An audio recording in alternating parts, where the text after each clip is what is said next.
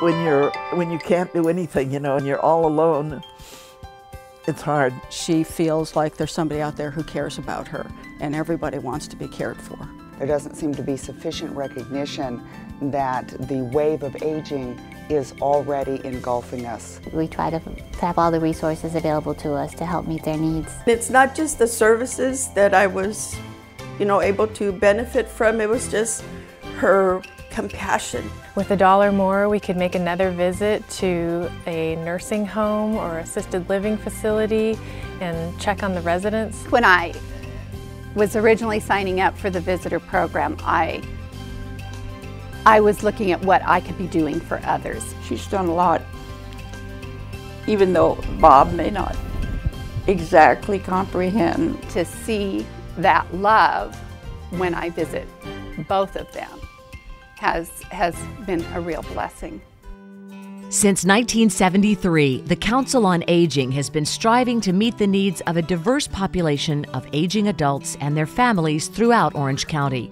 No small task for our 52 staff members and more than 275 volunteers. In this past year alone, demand for our services grew by 25%, and we've been able to help many people. People like Belinda, who separated from her husband because of domestic abuse and suffered a work-related injury and then became homeless. When I first met her, she was living in a garage. I got in contact with Council on Aging, and that's how I met Sharon. She had back problems. She was on disability. She was able to get me hot meals. We helped get a public health nurse out there because she had no medical coverage and she was in pain. I fell into a depression pit, and she was able to get someone to come out and talk with me. We helped advocate with her to her workman's comp lawyer. It was just a matter of irritating him by calling him a lot. It's not just the services that I was,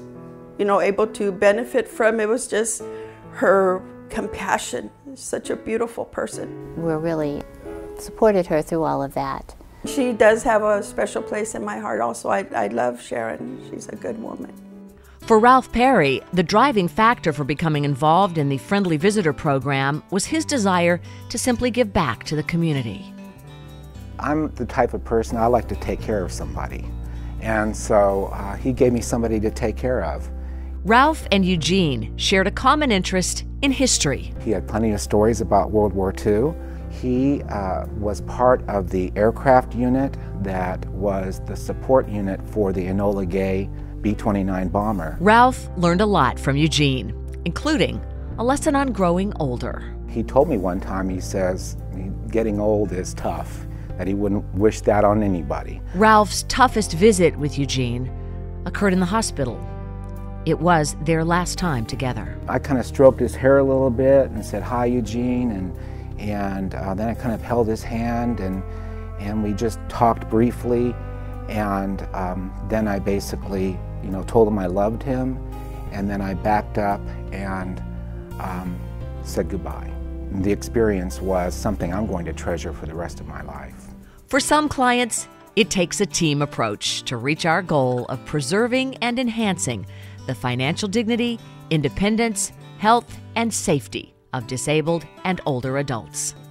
This case has really revolved around what our goal is to help people stay at home. Well, what they helped me so much with that was really a boon to me was with paperwork. She had no one who could help her. I can't feed myself, so they come in and feed me, and they do a few chores around here. Really dependent on a caregiver. She could only walk short distances, and she needed to have a walker, and she couldn't let go of that walker. When I could still do for myself, the loneliness wasn't that bad.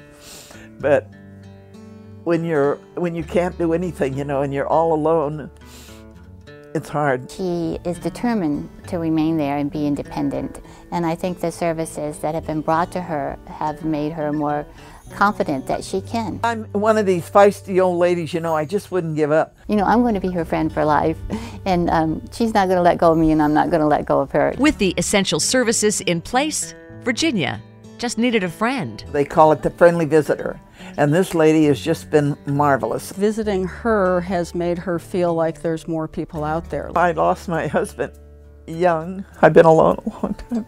She's now outlived 3 of her children, and she feels fairly alone. I really don't have any family left. I think this has made a huge difference in Mrs. Chambers' life.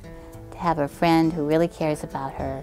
We've really become, good friends. She feels like there's somebody out there who cares about her, and everybody wants to be cared for. The onset of a tragic disease takes more than the health of our clients. It takes away priceless memories. For friendly visitor Tricia, helping those memories live on became an emotional journey with a touching personal benefit. Because of the Alzheimer's, which is slowly robbing him of all of his memories and will eventually rob him of all of his bodily functions even. But because of that, the memories are gone. He was a very active person, liked to read, he was a history buff. And then just to see somebody sit, it was very depressing. I knew that he was a World War II veteran, and at the time I was taking a class, and it was tied into World War II, so I thought that would be interesting. I thought that would be good for him, to have someone to talk to him about his background, his Navy, and so I was right, it was good. Had I started visiting him earlier, there would have been so much more about his life and the details of his life and the stories of his life that he could have shared with me. She's done a lot, even though Bob may not exactly comprehend. For me to have witnessed the love that has sustained them for 64 years of marriage and through now a horrible disease. And to see that love when I visit both of them has been a real blessing for me. I can't begin to tell you how wonderful it's been.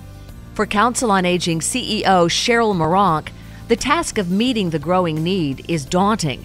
And for Kim Hubbard, the concern is more acute because it seems to be largely overlooked.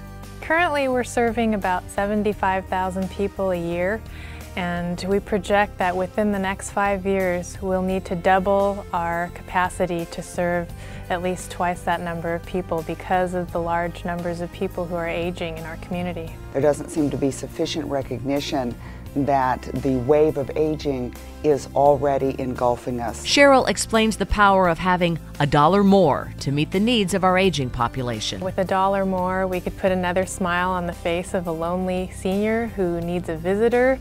With $1 more, we could counsel another person who doesn't know how to make up their mind about their Medicare Part D program. With $1 more, we could make another visit to a nursing home or assisted living facility and check on the residents there. Or with $1 more, we could advise about another case of suspected financial elder abuse. Every hour in Orange County, 5 more people celebrate their 60th birthday. In 3 short years, this aging population will challenge the Council on Aging to meet the demand of serving 200,000 clients a year. These clients will be your friends, your neighbors, and your loved ones. How will you help? This production was made possible with a generous grant from the Newman's Own Foundation.